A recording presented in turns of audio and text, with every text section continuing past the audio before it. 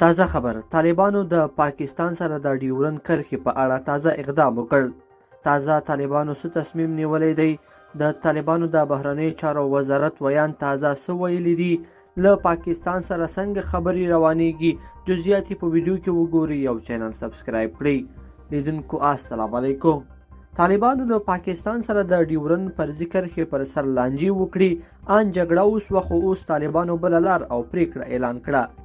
د طالبانو د بهرنیو چارو وزارت ویلي چې له پاکستان سره د ډیورند فرضي کرښې پر سر راولاړه شوې قضیه د ډیپلوماتیکو اصولو له لارې حلوي. پاکستان هم اعلان کړی و چې پر ډیورند لاین به د اغزن تار لګولو ته دوام ورکوي او افغانستان سره به راولاړه شوې لانجه د خبرو او مصالحې له لارې حل کوي.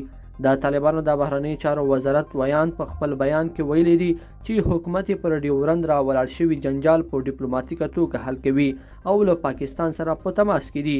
دغه وزارت ویلي په دې وروستیو کې د ډیورند کرښې په اوږدو کې په یو شمېر ځایونو کې ستونزې رامنځته شوي.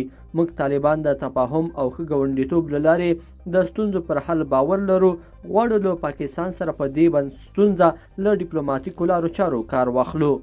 د پاکستان دریځ: پاکستان تر هر څه وړاندې وویل چې په هر قیمت چې وي نو دوی به د اغزن تار لګولو ته دوام ورکوي، خو په وروستیو کې وویل چې له افغانستان سره په دې هکله ستونزې د خبرو له لارې حل کوي.